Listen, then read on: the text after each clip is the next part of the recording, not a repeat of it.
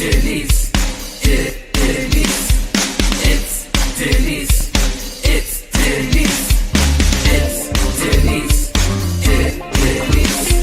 It's a podcast party.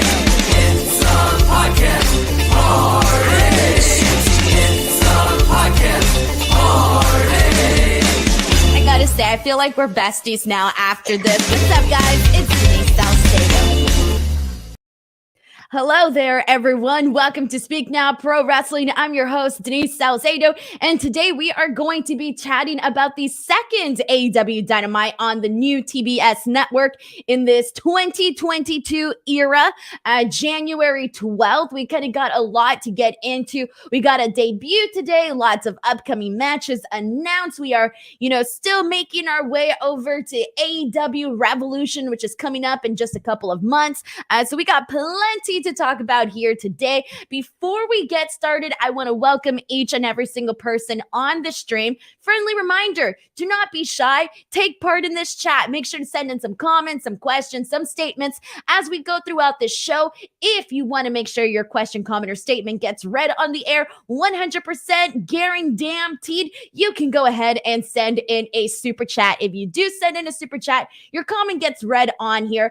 For sure. On top of that, I do get to keep 100% of all proceeds from Super Chat, so don't make me beg. Send some of those in, and I will read your comment.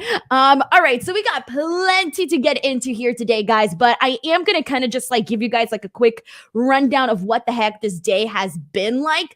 So first of all, as you guys know, since you guys, get these notifications and know that I'm constantly going live, each and every single day has been kind of insane, since this year really started, because there's been so much wrestling, been covering so many shows, and I think tomorrow is my first day that I don't have a podcast, so at least I get to kind of have a no makeup free day. But on top of that, today I woke up at 5 a.m., did an interview with Deonna Purrazzo, at 7 a.m., did that, and then immediately after did a show on Wrestle Talk. Right after that, I did another interview, which I'm dropping tomorrow with Zicky Dice.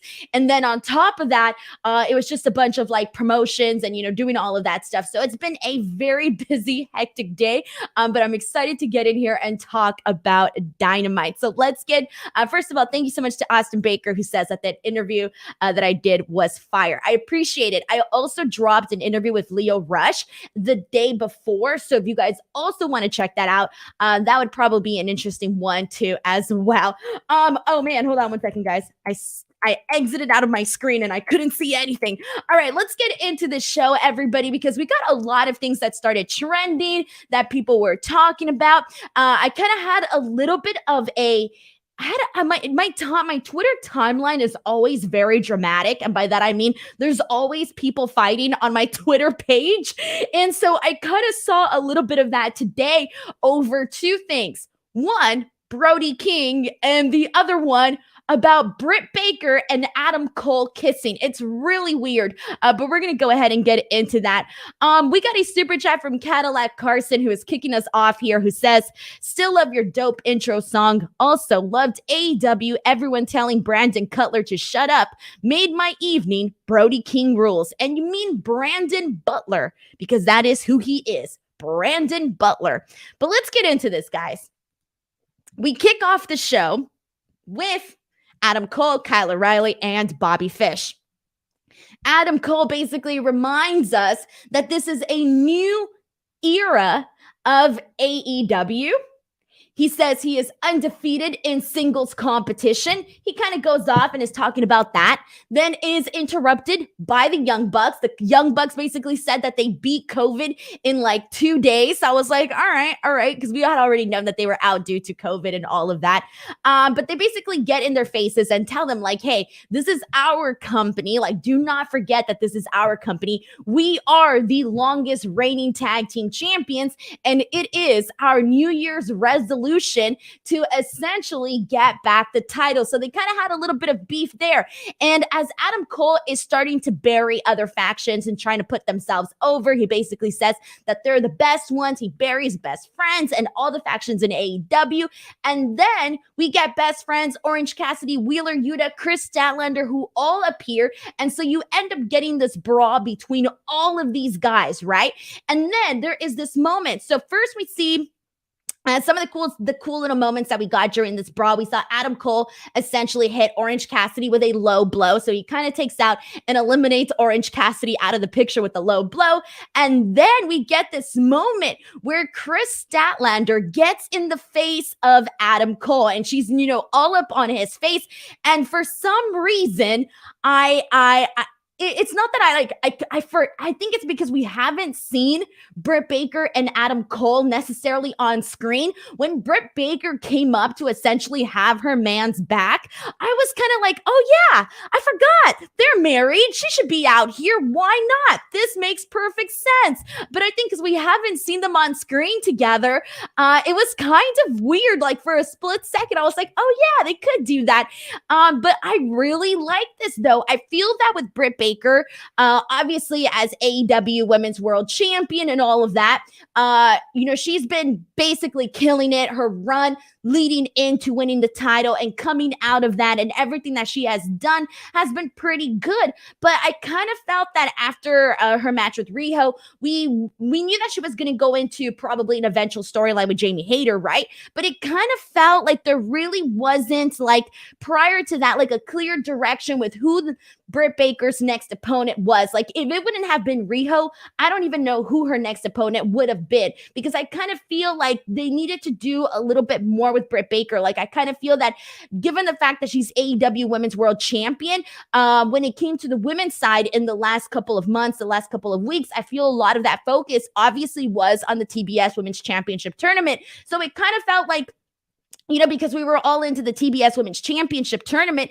it kind of felt like Britt Baker and the AEW Women's World Championship was kind of, taking a step back to this and this tournament and whatnot. So for me, the fact that she is now, aligning herself from the looks of it officially with these guys, with Kyle O'Reilly, Adam Cole, and Bobby Fish, etc., I kind of feels that it adds something more to Britt Baker's character, and it makes perfect sense. She completely fits in there. I think that they can do the whole power couple type of thing. I think that will definitely work. I literally tweeted out the photo of just them like smiling and giving each other like a little like kiss on like a little kiss, just a little basic kiss, right? And like the whole thing, like people were losing their minds over Britt and Adam. You got no idea how many power couple comments I saw. So like based on that, people are interested in seeing Britt Baker and Adam Cole together on camera. Again, and it's not like, here's the thing. Here's why this is cool and why I personally think we want to see both of them together on camera, because I feel like a lot of times you may think like, oh, sometimes the woman is more over than the guy, or sometimes the guy is more over than the woman. But I feel like in this situation, because of everything that Britt Baker did, she doesn't need Adam Cole to be over, and Adam Cole doesn't need Britt Baker to be over. So I think coming together and, having both of their strengths combined, and especially given the fact that they are a real life married couple, I kind of feel that it just adds like more to what they're bringing on television. So I gotta be honest, like I am 100% here for Britt and Adam. I think that it's gonna add more to Britt Baker as AEW champion, a women's champion, and it's only gonna add another level of like cockiness to Adam Cole, who is, this guy who pretty much thinks he's the shit, and he has his best buds with him, and guess what? Well, he also has the girl. So I feel like all of those things just kind of line up together perfectly. So chat, for those of you guys who are here, What did you guys think of this? What was your reaction to seeing Adam Cole and Britt Baker together? How did you feel about this whole interaction? Go ahead and let me know. Once again, if you want to get your comment read on the air 100% guaranteed, you can send in a super chat. And thank you. Everybody keeps kind of correcting me. They're an engaged couple. In my mind, they are married already. My bad. I always do that. I did that on the last show too. Anyway, so we got a super chat. Thank you so much to Murad Agami, who sends in a super chat saying Cole, Baker has Triple H, Stephanie McMahon, Helmsley vibes, and I am there for it. So first and foremost, I do have to add that, like, growing up, I was a big fan of the Triple H, Stephanie McMahon, love story and everything that they did. Like, I was such a big fan of theirs. So I kind of hold them to like a different level. But the fact that you say like the vibes are there, I think is cool. But yeah, thank you so much to Murad for sending in this super chat. I really appreciate it. And let's get some more comments in here and see what people are saying here. All right, let's go through some more comments. Let's see what we got here. This one is from D. Eddie, who says, I'm just afraid that this is going to lead to Adam and Britt versus Cody and Brandy for the titles. If they were to do that, I know a lot of people wouldn't necessarily be in love with the idea. And technically, right, well, see, this is where it gets a little complicated, because I was going to say, because Cody and Brandy are pretty much seen, they're heels, right? They're heels. People see them as heels, even though they portray themselves as baby faces, right? So I was about to say, well, that would be great because Adam Cole and Britt Baker are liked by the people, and not necessarily Cody and Brandy. So I was going to say that works, but there's an issue there too, because Adam Cole and Britt Baker are heels too. And so and Cody and Brandy are heels to the people, but not necessarily in storyline. So you get where I'm trying to get at with that. I think that depending on when they do that, whether or not it could or could not work, we'll see. But I could see that as a possibility, especially because after Cody is done doing his program with Sammy Guevara, they can obviously go into that as well. But right now they're obviously doing Chris Statlander and Orange Cassidy, which is only going to last, such a while here. And Ricky Zaldivar says heel versus heel. Huh? I mean, you could do it. YT says Brandy is actually a heel. Cody is supposed to be a face. I don't think Brandy was gone for a bit. So I don't think Brandy's supposed to be a heel. To me, she's not supposed to be a heel. Because based on the last interactions that we saw with her and Dan Lambert, from the looks of it, she was supposed to be the babyface. Dan Lambert was the heel in that situation. All right, guys, send in your thoughts. Is Brandy supposed to be a heel or a baby face on camera? I'm not talking about how you feel, about her. I'm talking about what we're seeing on the actual show. BTW, thank you so much to Lawrence Robinson for sending in a super chat, who says, any real Leo was switched with Jay tonight? I legitimately have no idea. However, let me check something really quick, because I know that the New Japan tapings are, hold on. Let me look at the schedule really quick. Okay, so Nemesis, I don't know if I think they have the tapings for that. Or did they already do the tapings for that? In Hollywood. And that's this weekend. And then after that, but I don't think he's scheduled to be in that one. Hold on, guys. Let me just double check. No, he's not scheduled for that one, but he is scheduled for the one at, hold on. Leo Rush is scheduled for the one that is occurring on January 15th. The tapings in Seattle, Washington, excuse me. So there are New Japan Strong tapings on January 15th in Seattle, Washington. So he is scheduled to be on there for that. I don't know if that's necessarily the reason why he was there today, but that's just my assumption for now. So thank you so much to Lawrence Robinson. And I literally just spoke to Leo in regards to this. We literally just talked about this. We were actually promoting the show. So my bad for kind of forgetting there. But thank you so much to Lawrence for sending in that super chat here. All right. So we got people here sending me their thoughts on whether or not Brandy is supposed to be a heel or not. Major Blood says Brandy is a heel by association. Chim Chu, Brandy and Cody are the same alignment. YT says she said on Road to the Top she's a heel and came out as the heel tunnel every time she returned. Pedro says Brandy is supposed to be a face. Cassie420 says Brandy has always said she will always be a heel. Matt Hensley, is Brandy a heel or a face? Someone wants to know if I'm a heel or a face. I'm always a heel. Just kidding. I don't know. Whatever happens. Okay, so clearly a lot of people here are this one is from Pile Driver Finisher, who says Brandy is neither a heel nor a face. Read the shirt. She's a winner. Aaron Murray says Brandy's supposed to be a heel. Her and Cody needs to change. This probably will go down as the number one power couple fans most hate. So I do not know, because I legitimately saw Brandy as, at least in the situation with her and Dan Lambert, in that particular situation, I saw her as supposed to be the babyface in that. Because Dan Lambert was saying that she reminded him of a stripper. In what world is Dan Lambert the babyface in that context?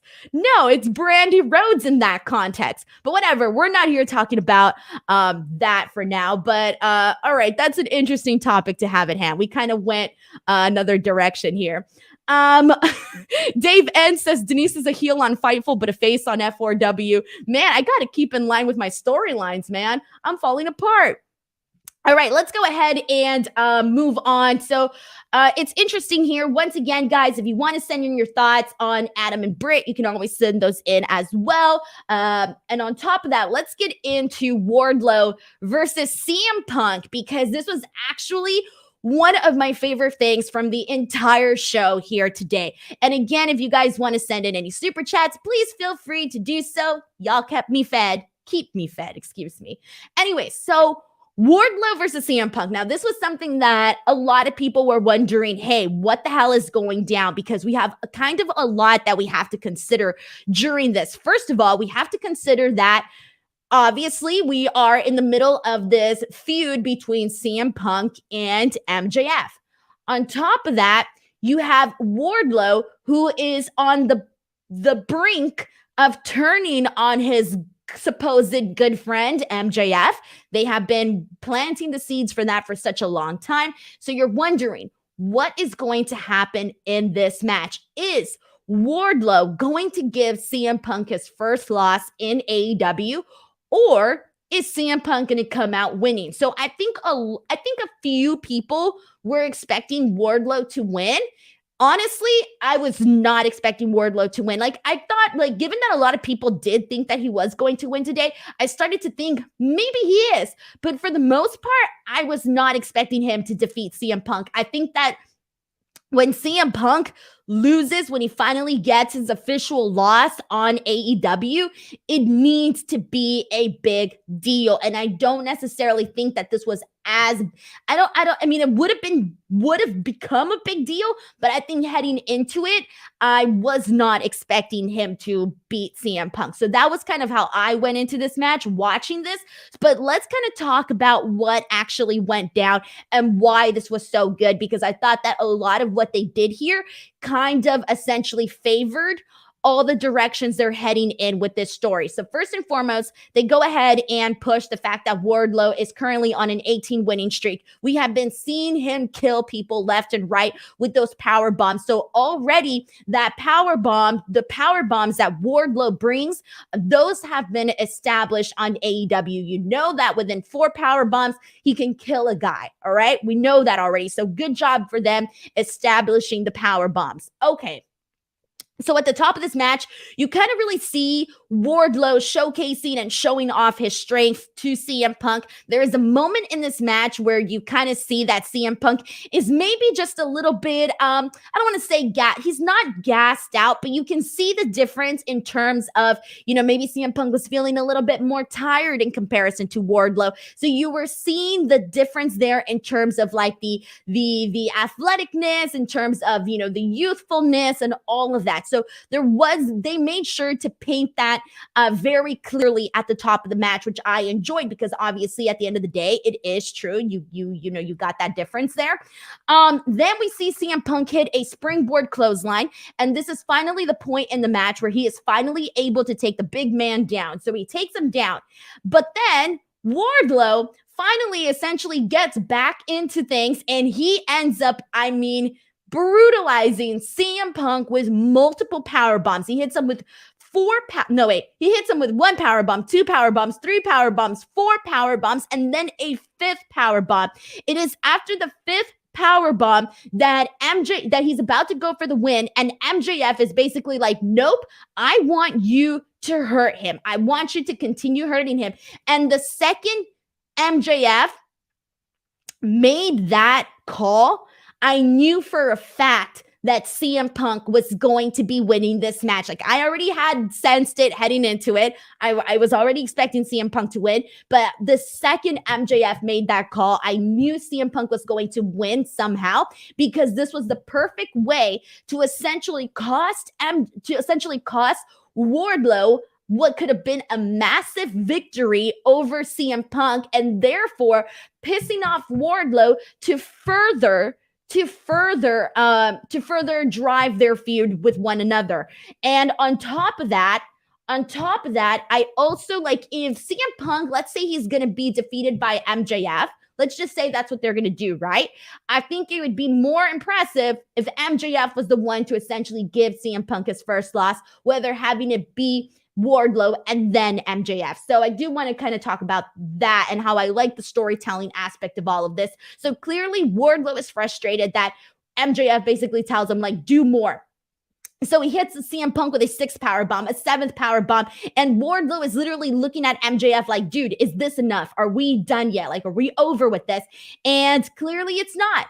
MJF clears the timekeeper's table, and so Wardlow ends up hitting him with an eighth power bomb onto the table. After this, Wardlow tries to go for a ninth power bomb inside the ring, and this is finally where CM Punk capitalizes and uses the last kind of bit of energy that he has, gets him with an inside cradle, and steals the win here, therefore causing this friction between Wardlow and MJF. You see them essentially going at it afterwards, where they are literally getting into each other's face. MJF is going off on him, yelling at him, shoving his finger down his chest, basically pissing him off, right? And Wardlow just like pulls his finger. Eventually, this is broken up, and we get an announcement for a match. But before we do get the announcement for the match, which I'm going to talk about in a second, we got several super chats coming in. So I'm going to go ahead and read those, and go ahead and send in your thoughts on how you felt about this, how you felt about the match, how you felt about the storytelling and the execution of this, and your thoughts. All right, let's get some good comments in here. Let's see. This one is a super chat from Official Matt Games. Thank you so much for sending this in. Who says, CM Punk took a great beating. Dude, 8 power bombs, and one of those was onto a table. He took a beautiful beating. I love it. We got another one from Official Matt Games, who says, I'm off to bed now. It's 3:30 a.m. here. Nighty night. I appreciate you coming in, showing some support. Thank you, man. Brandon Rosen sends in a super chat saying, the Wardlow face turn took a huge step forward tonight. The crowd really popped when he grabbed MJF and almost hit him. I thought it was going to happen. I legitimately thought, all right, this is the moment. He's got his reason. He's got more of a reason than ever to essentially, knock out MJF's lights. But I kind of like that, even though I thought that this was it, I liked that it didn't happen, because I do think that it would kind of steal a little bit of the thunder that we are seeing between CM Punk and MJF. So I appreciate that they didn't necessarily pull the plug just yet. But I mean, they're practically they are definitely about to do that. Thank you so much to Brandon for also sending in a super chat as well. Let's get some comments in here. This one is from Zeno Hour, who says, I'm fairly conflicted about the ending to Punk Wardlow. I love the story, but Punk winning after all these power bombs doesn't seem believable to me. The only reason why for me it was like okay was because, one, they're protecting that loss. They don't want him to lose, so they're protecting it. Secondly, it's CM Punk. I feel like certain guys you hold to a different standard, and CM Punk is one of those guys. If I'm gonna suspend my disbelief for anybody, it's going to be for CM Punk. It's not going to be for some random person. We got a comment from Andrew Cook who says, I didn't like Punk versus Wardlow. I think they went too far with Punk getting beat up to where the roll-up didn't seem believable. It would have worked better if they had DQ'd Wardlow for the table spot. That would have been better. I think the DQ'd spot, the DQ due to the table spot, I agree with you on that end. But again, I'll give you the same answer for the what I just said about the inside cradle. Let's see what else we got here. This one was from Bruce LB, who says, I saw people complaining about the power bomb on the table not being a DQ. I wonder if they think moves on the steel steps or through announcer table should be a DQ. If not, what's the difference? Yeah, AEW seems to bend the rules a little bit more in terms of like, they're a little bit more loose with that, I feel. Let's see what else we got here. So I think they do need to make it clear. They need to establish like, hey, this is either a DQ or it's not a DQ, because then you're setting a precedent for like not even a precedent, because if they were setting a precedent, you would know what would essentially be considered a DQ or not. I feel like they're a little bit too loose with the rules and do have to essentially, be a little bit more clear with that. So yeah, I totally get that argument there. Let's see. All right, guys, let's go ahead and move on. We do got a comment from YRagCon1 who says, Wardlow drops the smoothest power bomb in wrestling today. Aaron Murray also points out that Wardlow putting CM Punk through a table should have been enough. Tonight should have been his first loss. I don't think it should have been his first loss, but yeah. All right. I ended up liking this clearly a little bit more than probably some other people did, but I enjoyed it. I can't tell. I'm not even going to lie to you guys. I enjoyed this. All right, guys, let's get into a match that I was really looking forward to. I think out of a lot of the matches that were announced today, this was one that I was hot for. I was like, yes, let's do it, because I'm looking forward to it. And it is Powerhouse Hobbs versus Dante Martin. See, now this one I feel indifferent about, okay? I feel indifferent about this one. I thought the match was fine. Obviously, they went at it right away. Dante Martin recognizes that Powerhouse Hobbs is a big guy. He is not going to be an easy task to take down and to defeat. So he gets right into the action, pulling out all these different spots, moving super fast in the ring. That was definitely fun. He's being all speedy and quick and, tries to go for a crossbody, gets caught by Powerhouse Hobbs, and then Powerhouse Hobbs essentially, he literally hits him with a spine buster and then afterwards grabs his body and literally throws him into the ring like a sack of potatoes. Was such a good visual. Like I popped for that spot. I really like that. During this match, we saw Ricky Starks essentially, whenever the referee was distracted, we saw Ricky Starks, kick Dante Martin when the referee wasn't looking.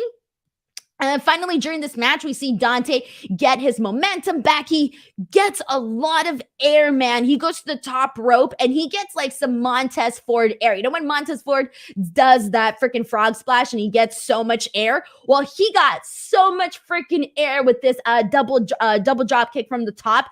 Dude, it was freaking good. Like, I love that. Really looked phenomenal. I think he even like went out of the camera a bit, framed for just a second. So then once again, we see that Starks is once again trying to get involved in this match.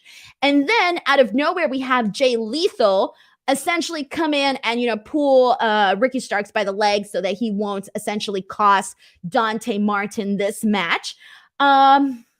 Dante Martin ends up getting the win here, and he ends up getting the win with a little bit of help from Jay Lethal. And I gotta tell you, like, I get why they did it. I completely get why they did it, but I wasn't necessarily a fan of it. Like, I wasn't a fan of it.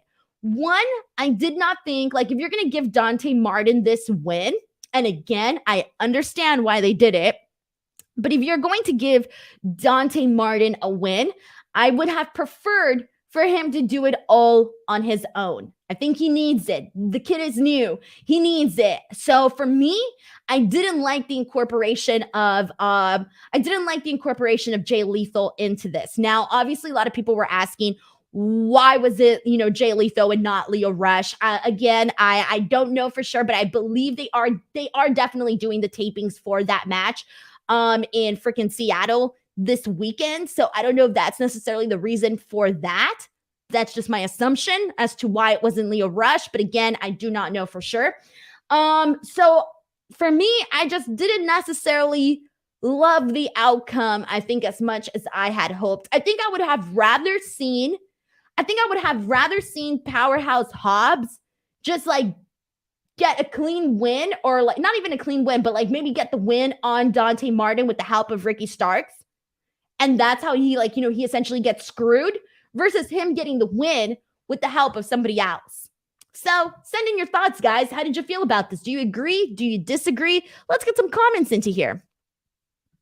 This one's from Matt Hensley, who says, no disrespect to Hobbs and Dante, but you saw the crowd sit down and get pretty quiet during this match. And the rest of the show really was an all right match, though, and I was into it until the finish. This wasn't the hottest crowd. No, it wasn't the hottest crowd, but it wasn't to me like distracting enough. Like, I feel like when there's a bad crowd, like you notice it. This one wasn't for me noticeable whatsoever here. This is from Twitch Face Force, who says, I wouldn't have booked Punk, Wardlow, and Martin Hobbs on the same show. The matches were too similar. On top of that, we also got to talk about the main event, because I feel like the main event, no, you know what? Never mind. No. I get what you mean by this, but I kind of felt a little bit towards the same way. I felt you know what? Never mind. I'm going to correct myself. I'm not going to say that. Once I get to the main event, I'll talk about that. Sorry, guys. I want to make sure I think before I speak. Don't always do that. All right, let's go through a couple of more comments here. Someone wants to know, Denise, speaking of the tapings, do you think New Japan will ever do a show in Portland? I don't see why not. I mean, Portland, I know Portland gets a couple of shows down there. But for I don't think they're no longer doing the West Coast, the WCWC or WC. That was used to be one of the shows that used to run in Portland, one of the indies, because I know I worked that show one time. But in terms of I don't know what other shows run in Portland. Yeah. Okay, let me go through a couple more comments here. This one is let's go through a couple more comments and see what people are saying here. Church of Platinum says Ricky was cheating the whole dang match. Lethal did nothing by comparison. Yeah, he literally just came out, pulled the boot, and that was pretty much it. There. Let's see. I think that's pretty much what we got. People putting over Dante Martin. Of course, he's pretty good, guys. Pretty damn good. All right, let's continue on, everybody. Before I do move on, I want to remind you guys that I am going to be back here on Friday to talk about both SmackDown and AEW Rampage. We'll see what goes down. Again, when you have two shows to talk about, 3 hours of wrestling, and I'm going to cover that in one show. If you guys do want to come back for that, that's usually a good time. And if not, I'll see you guys back here next week for either on Tuesday for NXT 2.0 or Wednesday for AEW Dynamite. But let's get into Eddie Kingston and Chris Jericho. They have a backstage segment. They end up going at it.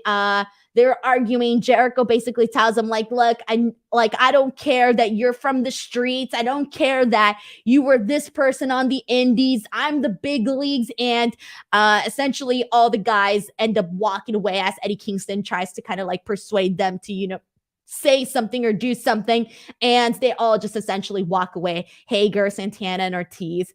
I'll talk more about this once we get to a little bit more, because they will come back later on in the show about how I honestly feel about this whole storyline there. All right, guys, let's get into MJF. So MJF, I almost forgot about this. Yeah.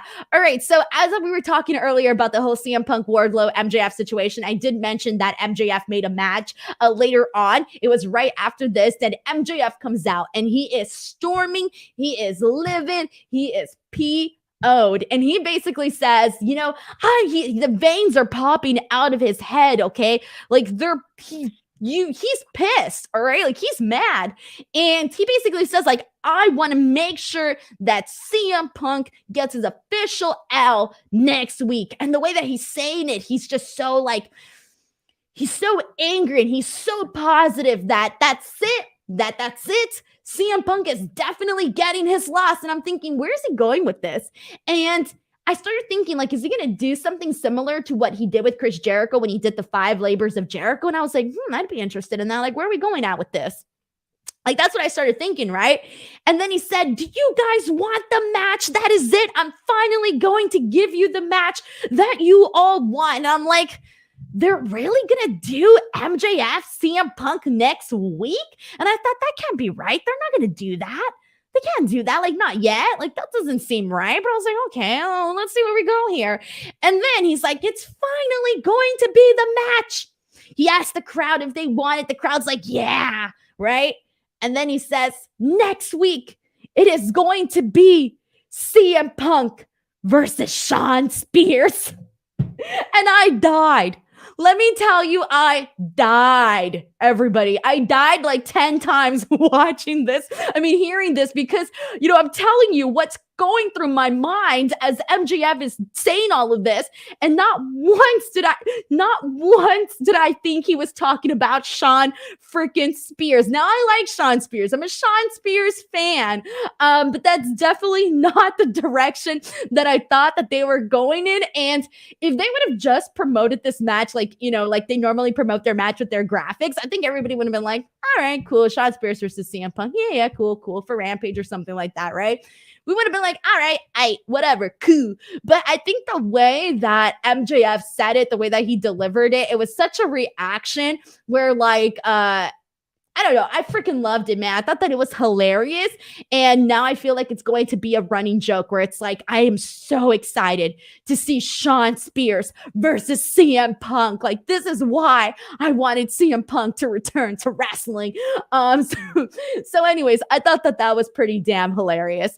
We got a super chat from Sheldon Jackson who says, I already suspected that MJF was going to say Punk versus Spear as soon as he started. Well, you know what, Sheldon? You are a lot smarter than me, man, because I did not think about it. Again, I thought we were going to get some sort of variation of the 5 labors of Jericho, the 5, I don't know, labors of Punk or something similar, right? Not exactly that. Then I thought maybe they are going to do the match. I don't know. But I wasn't thinking Shawn Spears. It was great stuff, though. Thank you so much to Sheldon for sending this in here. Let's see what else we got here. This one's from Danny Boy, who says, after Wardlow, it was definitely Spears, though. Here's the funny part, though. It's like Wardlow literally hit him with 8 power bombs. And look at Wardlow. The man is a beast. He's a beast. In what world if Wardlow cannot defeat CM Punk, in what world is Shawn Spears going to defeat CM Punk?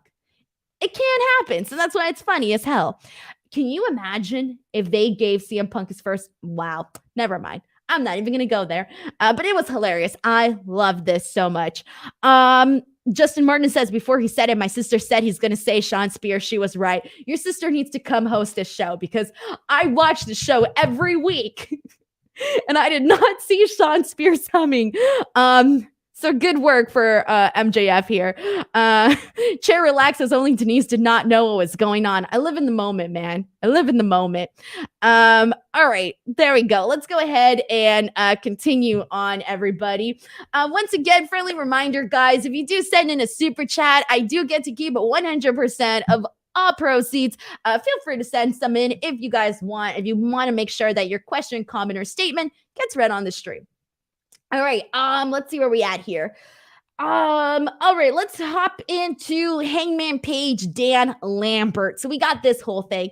This was something that I wasn't interested in, that ended up leading to something that obviously was a lot cooler. So we had Hangman Page coming out, he's talking about, everything that he did with Bryan Danielson. He's looking for a new opponent, Dan Lambert comes out and I'm thinking, oh no, this is where we're going. Like, I like Dan Lambert. Like, I'm a Dan Lambert fan, but even I didn't want to see this. I just wasn't there for any of this. So they lost me. I'm going to be completely honest with you guys. I lost interest in this. He's not a cowboy. He's not a real cowboy. Yes, I am. Back and forth between Dan Lambert and Hangman Page. I was out the door on this one. I did not care. I did not care. So finally, we get Lance Archer. he comes out and I'm like, hell yeah, Lance Archer's here. This is great. We haven't seen Lance Archer. It was since he was in the Eliminator tournament for the AEW World Championship. And he unfortunately got injured during that match, during the first round match with Eddie Kingston there. He was essentially, he fell on his head after doing a botched moonsault. So that went down, and that was essentially why he was out. He essentially jammed his neck, so he was out for a bit after that. He came back, looks freaking great, looks phenomenal. And he basically gets in the face of Dan Lambert, and everybody's thinking he's gonna kick Dan Lambert's ass. This is where we're going with that. But instead, while he gets in Dan Lambert's face and teases that, he ends up then taking out Hangman Page. And then he hits him with the chair.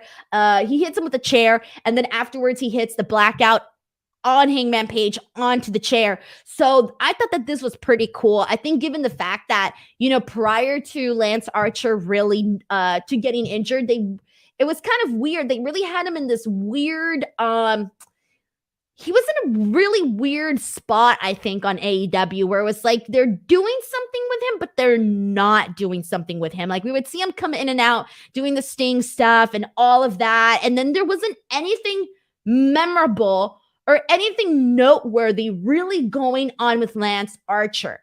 Like, I can't even tell you what Lance Archer was doing prior to this, but he was the guy where you were like, okay, when are we going to eventually get somewhere with Lance Archer? Like, we know you want to do something with him, but it hasn't happened yet. So I think that Lance Archer is kind of like the perfect person, or maybe one of the perfect people to essentially go up and face Hangman Page, because, Hangman Page is coming off this hot feud with Bryan Danielson. And I mean hot feud with Bryan Danielson. I feel that heading into this match with Lance Archer, it kind of gets Lance Archer back in the minds of people. And on top of that, I think that Hangman Page getting a win over a beast like Lance Archer is obviously only going to add to his repertoire of, defeating people as champions. So I think that this is going to be a pretty good matchup. I'm looking forward to it. And I have interest. Like, I'm glad that this led to Lance Archer, because part of me was just thinking like, oh, I didn't know where we were going with the Dan Lambert thing, guys. Legitimately, I did not know where we were going with it. And I think that is why I completely tuned out during this, because I was thinking like, where the frick are we going to go with this? So I'm glad that it ended up being Lance Archer. I think that they really saved this entire segment there. I'm ready, guys. Go ahead and send in some thoughts here, and let's see what we got here. Any interesting thoughts now? Danny Boy, so it's Archer over Miro now. Interesting. Let's get some more. This one is from El Profe Jr., who says Lambert has go-away heat with Denise. He doesn't, though. I like Dan Lambert. He's a good promo, and he says that he made some good references to Legends and all of that. It's just that I didn't see this going anywhere. So for me, I had pretty much no interest in that. Lord Pelagius says, never have I more empathized more than with Adam Page's reaction to Dan Lambert coming out. Thank God Archer saved it. He did. He was like, I forgot what he said exactly, but he basically had not this guy. Like, oh, not today, please. So yeah, that's pretty funny. Let's see what we got here. Let's get some more thoughts here. We got Church of Platinum saying very heavy angle episode. Yep, we got to. You got to develop these stories, guys. Keep them going. Murad points out that Archer's entire time at AEW has been to job out to main eventers. Yeah, pretty much. I can't think of anything really that I can say, oh, I really like that Lance Archer has done this. Can't think of anything really. All right, guys, let's go ahead and jump into our next topic here. And our next, let's get into Hikaru Shida versus Serena Deeb, because this was actually pretty good. This was pretty good. I enjoyed this. Before I do, though, get into Hikaru Shida and Serena Deeb, just a friendly reminder, everybody, if you haven't subscribed to F4W Online on YouTube, please make sure that you guys do. If you subscribe, you not only get, you not only get to see my show, which is on 3 times a week, and sometimes I do bonus shows, but on top of that, you literally get tons of content. You get Mat Men, you get Wrestling Observer Live, you get clips of that, you get Wrestling Observer radio clips, so many different stuff, a constant daily update. Nope, that's not right. Content is updated daily on this channel. There you go. So you get lots of videos. You can go ahead and subscribe. We have officially surpassed 83,000 followers. So make sure you guys click the subscribe button. Let's get into Hikaru Shida versus Serena Deeb. Jesus, I'm falling apart here. We got a lot of people putting this over. We got Church of Platinum saying Shida versus Deeb was pure butchery. We got people feeling bad for Hikaru Shida. We got Major Blood saying Deeb was just losing it and destroying Shida was just chef's kiss. We got people putting over Deeb as well. A lot of people putting over Serena Deeb. And I think that this was probably, this was really good. This is a comment from Alex Lynn who says, I thought this was a good segment, but the referee looked like a real scumbag giving Shida the out and then letting Deeb wreck her anyway. Only 4 other refs to come in for the save. I also want to talk about that because that is something that I noticed. Let's get into this. Let's talk about what happened. So prior to this match, Hikaru Shida's coming out. She's making her entrance. Serena Deeb comes and essentially attacks her from behind, takes her out, and basically whoops her with a kendo stick. Then she ends up literally slamming her knee onto the steel steps. Hikaru Shida really cannot wrestle in this match after she's been injured before the bell even rang. And so obviously, pride is there. Pride gets the best of all of us. She, the referee's asking her, do you want to do this match? Do you want to do this match? And she's like, yeah, I'll do this match. She gets in there. She makes her way into this match. But obviously, Serena Deeb is just like, dude, the second the bell rang, she just like went right into Hikaru Shida and continued to attack her. She then exposes the knee of Shida and just starts slamming her knee onto the mat over and over again the way that she normally does. So the referee stops this match and Serena Deeb gets the win. So this is where things kind of get like even just they go to another level because at this point, the second that she essentially took out her knee with the steel steps, I figured like either A, we're not going to get this match or we're not going to get the match that you thought that you were going to get today. It became very clear that this is not going to be the final match and we're going to continue to see this program continue to evolve, which I'm a fan of. I'm a fan of this because one of the things that I do think AEW needs to do with their women's division is have more than one story for the women being told on television. So this is obviously, this isn't a title picture. This is just a story between two women who have a history.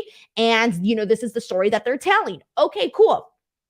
So this is the part that kind of gets crazy. So, afterwards, Serena Deeb kind of goes nuts. She just, loses her mind and she goes crazy. She goes insane. And she just starts hitting Hikaru Shida with the freaking kendo stick over and over again. After this, so, the referees, at this point, there's 2 male referees out there and they're like, stop, what are you doing? And she's like, right? Nobody can stop her. Then we get another male referee and he can't stop her. And then finally we get freaking Aubrey Edwards. She comes out and she grabs her by like the waist and it's like, stop, like, don't do this.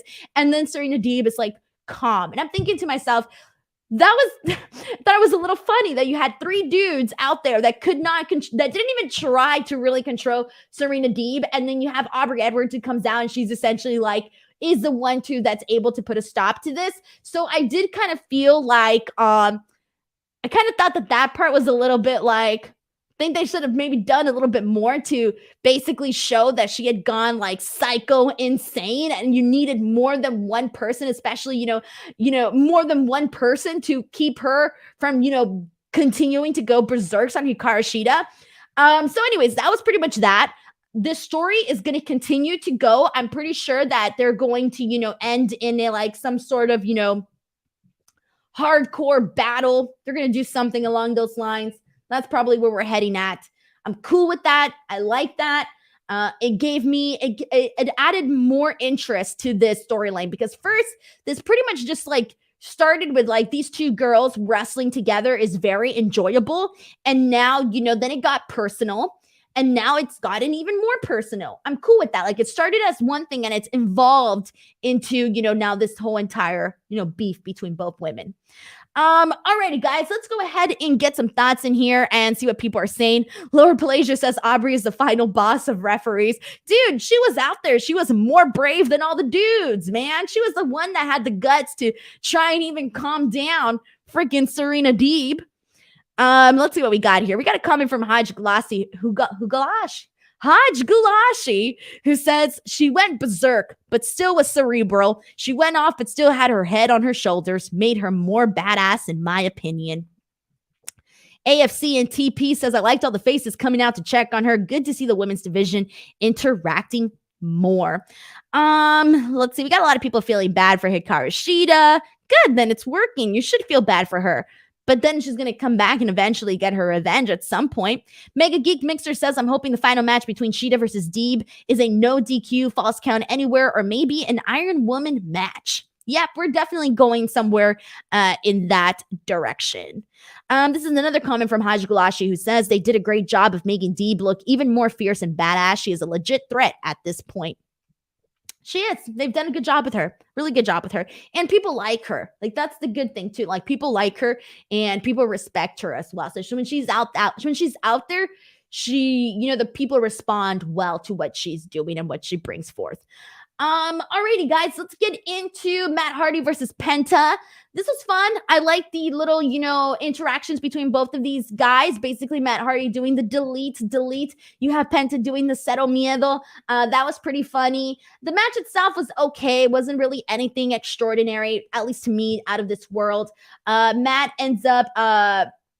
goes for a moonsault at one point during this match. Penta moves out of the way. He hits the Fear Factor and gets the win here. I thought that the finish was a little bit like slow-mo. Like, it didn't really feel impactful. So I kind of just was like, I was very indifferent towards this match. Really indifferent. But I feel like I wasn't expecting a banger either, to be honest. So it's fine. Afterwards, we had Alex Abrahantes did not translate properly. BTW did not translate properly. So Penta basically says that he is going to teach respect versus instead freaking Alex said that he was going to show him respect. So I thought that there was like two different meanings during this, but anyways, that was just something to point out. So yeah, let's see what else I wanted to get at here. Frick, there was something else. Oh yeah, Brody King. Lights go out. We got Brody King, who officially makes his debut into AEW and aligns himself with Malachi Black during this. So this is the thing that we got to talk about here, is that we all saw this coming. We already knew that at some point we were going to be getting Brody King. It was just a matter of when is this actually going to happen. It happened. I thought the debut was all right. Cool. I wasn't blown away, but I was like cool with that. I was like, all right, nice, nice. That's how I felt about this. I didn't feel like I didn't really have a pop. I think because, again, I knew that it was going to happen. We just didn't know when, but when the lights go out, you're like, oh, all right, well, this is officially the moment. I think it's going to be cool to see what they do together. I do feel like there's just so many people on the AEW roster, guys. There are so many people on the AEW roster, so many people coming in where I'm like, this is going to be a hot thing for like a week or two, and then we're not going to see this person for a bit. And then all of a sudden they'll pop up again, and then we won't see them again. So that's kind of how I feel about this. But send in your thoughts, guys. How do you feel about Brody King joining AEW, etc.? Send in some thoughts here. Alex Lynn says, thought that Julia Hart was going to join the House of Black here too, but I guess that'll be when Varsity Blondes lose to them. Well, she was, wearing obviously the little eye patch and all of that, so she did kind of look like she was for a second. Church of Platinum says, not the original plan for Brody's reveal, but yeah, that was the best they can do. King Snake says, I confess I wasn't similar with Brody King, but he looked amazing and very intrigued by Pac's promo. New trio. Yeah, we also got to talk about Pac's promo, which is coming up shortly on this show here. And let's get through some more comments here. And we got people basically obviously putting over the House of Black. Goth Julia incoming. I want to see Goth Julia. No lie, I am definitely here for Goth Julia. Give it to me. Give it to me. Danny Boy says, finally, Brody King, the lights out thing finally came to fruition. God, yeah. Please, no more lights out. They need to not overdo it. Don't overdo it. That's it. Save it. Save it. You know, pick your moments. Pick your moments. Danny Boy says, I feel for Miro where he's going to be then. Andrade 2 is slowing down his push. Guys, there's too many guys. I mean, like Jay Lethal, he comes out today, right? He was a big, signing and all of that at Full Gear. And we saw, the match that he had with Sammy Guevara. What have we seen since then? Like, what have we seen? And I feel like you can make that argument for a couple of other people as well. A lot of the women for sure too. A lot of people. Like, don't even get me started like on Santana and Ortiz. Like, I'm just like, yeah, there's a lot of that going on. Cadillac Carson's, Denise, do a lights out thing when you start your streams. No, I won't do it.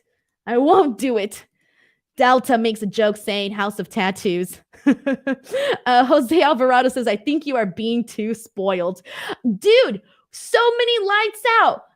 I can't help but to complain. All right, let's get into what do we got after this? Bear Country versus the Acclaimed.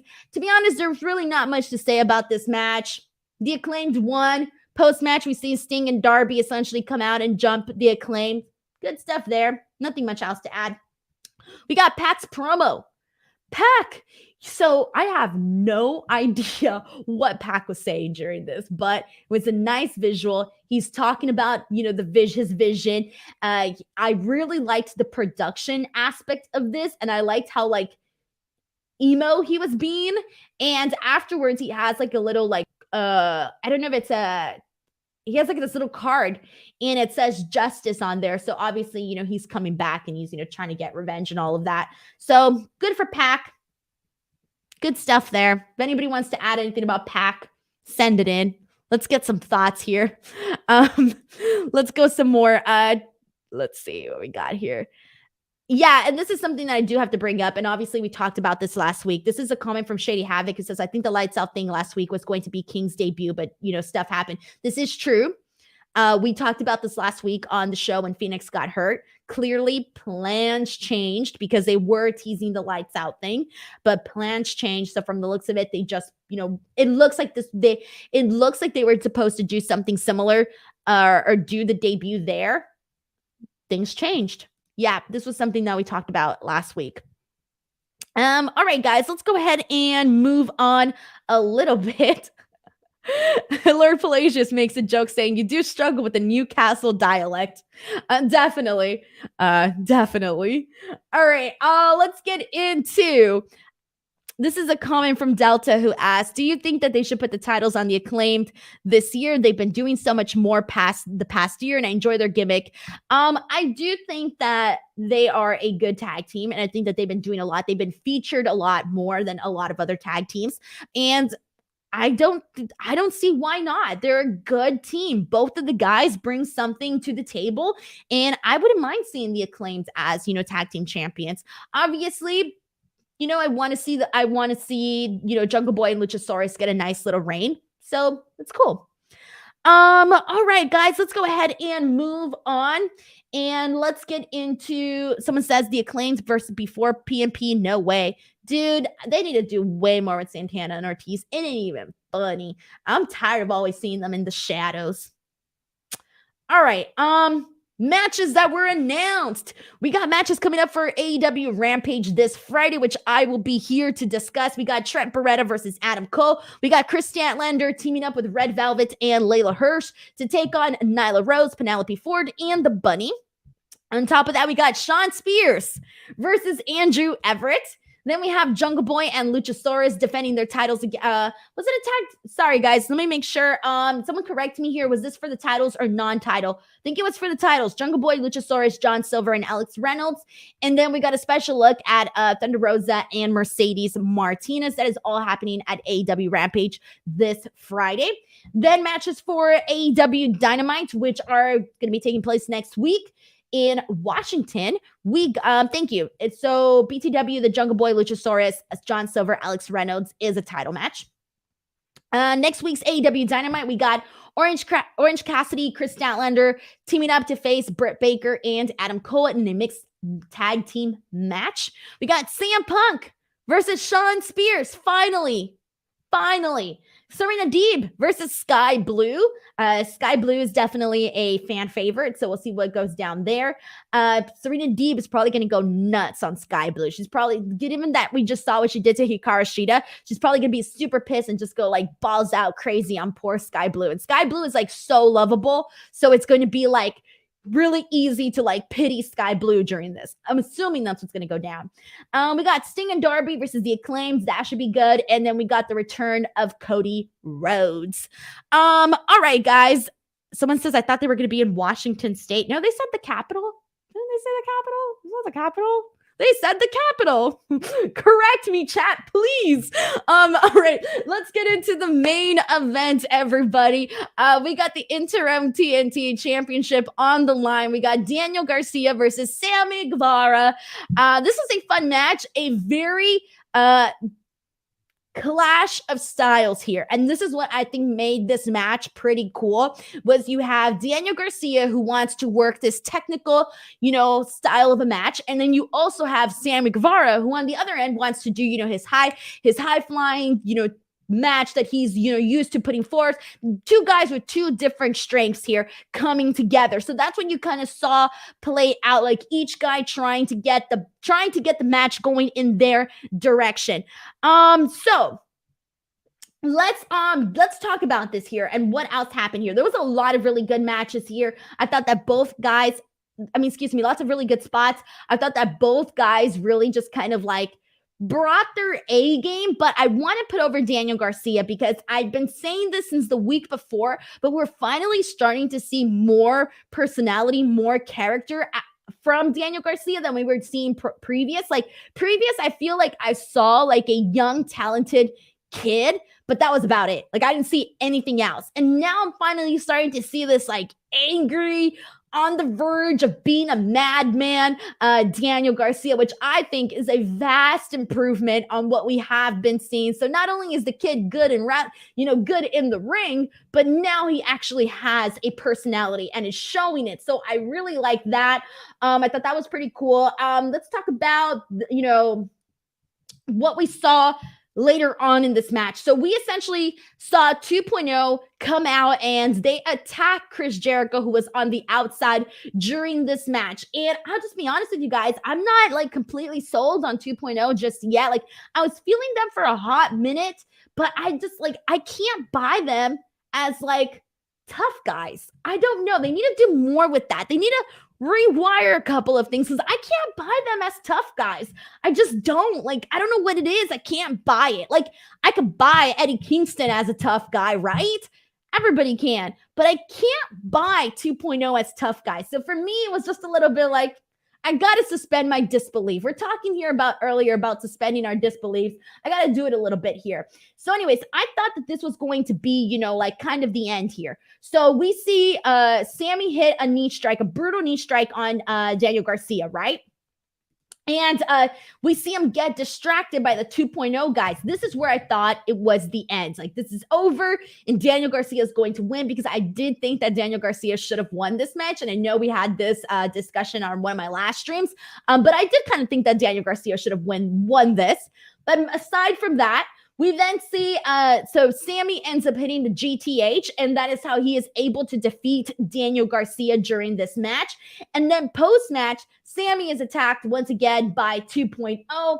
And afterwards, we continue to see Eddie Kingston and Chris Jericho essentially go at it because they've been having their whole feud started with like they both had a feud with 2.0 and Daniel Garcia, and they both didn't really want each other's help, and they don't see eye to eye. And that is the story that we are getting here with Eddie Kingston and Chris Jericho, where now they have beef with one another just because they didn't really see with each other. They weren't really on the same, they didn't want to be on the same page as one another. They didn't want to be associated really with one another. And that is how essentially this whole thing started between them. So for me, like, I'm like, okay, cool. Like, I like Eddie Kingston. I obviously like Chris Jericho. So seeing them go at it together, like, I'm excited for that.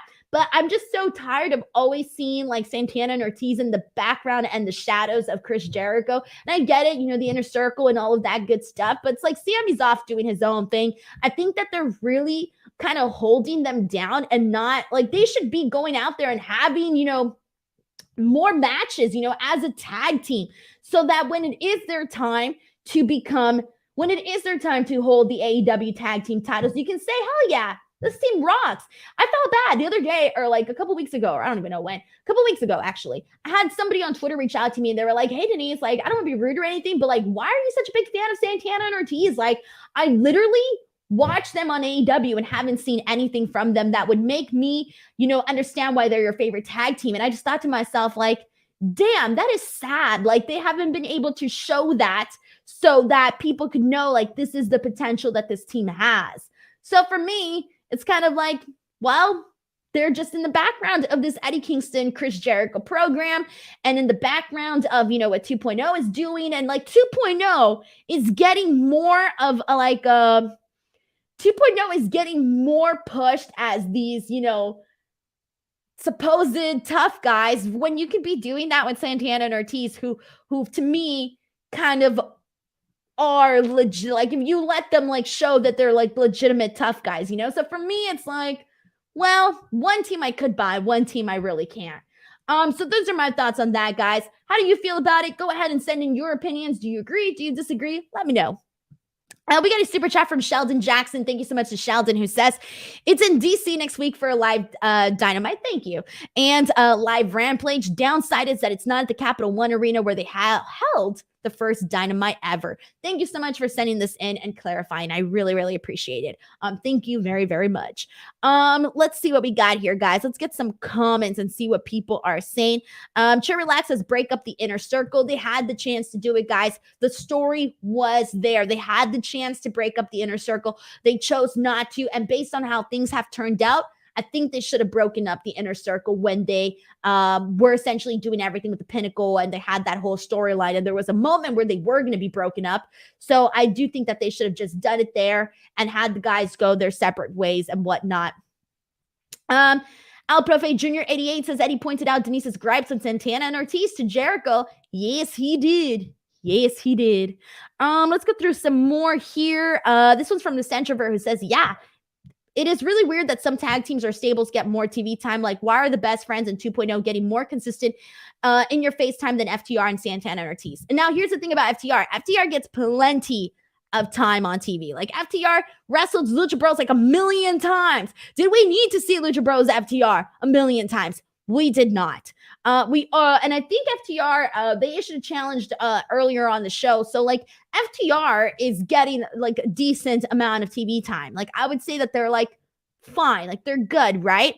But I do think that it's like, there's a lot of money being left on the table there. Like, we should have been seeing more Santana and Ortiz and, Lucha Bros, Santana and Ortiz and Jungle Boy and Luchasaurus and Santana and Ortiz and the Acclaimed and a Private Party. All those people I think could be having some really, really incredible matches. And I'm sure I'm missing more people that I'm not thinking of right now, but I just want to throw that in there, honestly. And let's see. I think that's what we got pretty much there.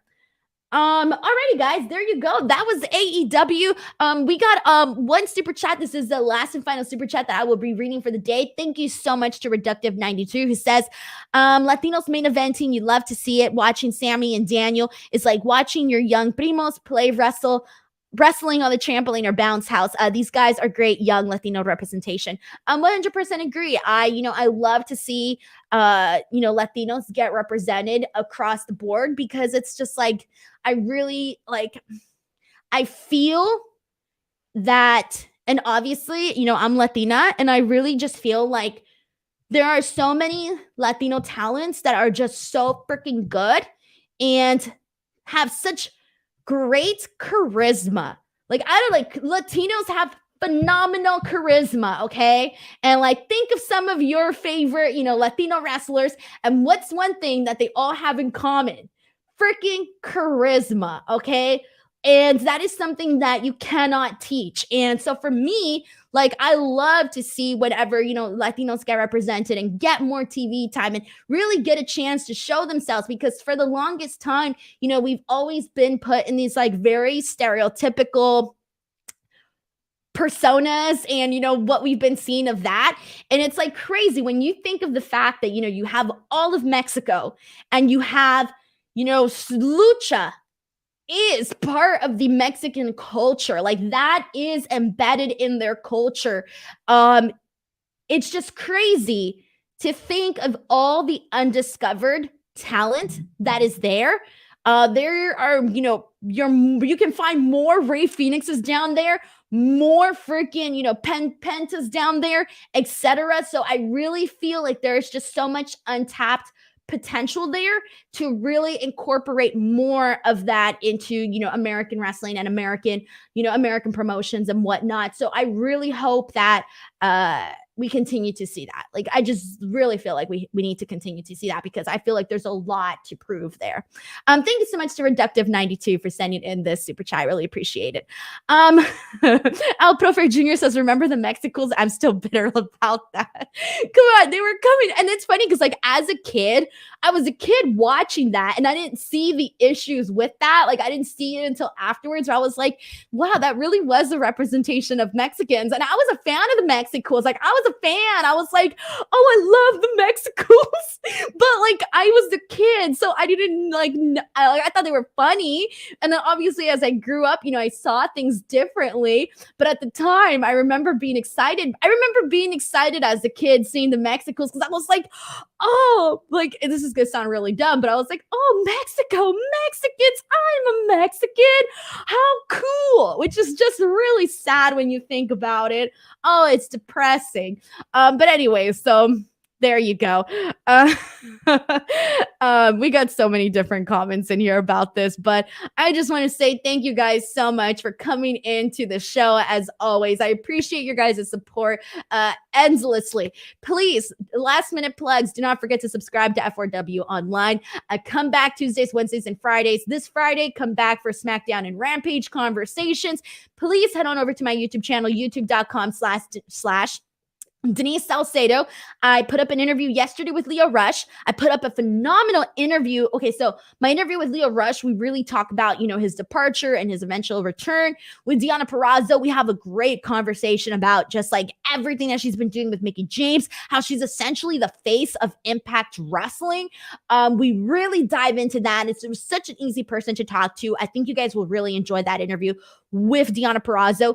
And then tomorrow, I am dropping an interview with Zicky Dice. Zicky Dice has recently signed with Impact Wrestling, and he is also running a show on Twitch this weekend, Zicky Dice's Outlandish Paradise. So he's going to talk about that, and it's pretty cool because he booked Thunder Rosa versus Taya Valkyrie, and Taya Valkyrie's first match since being released from WWE.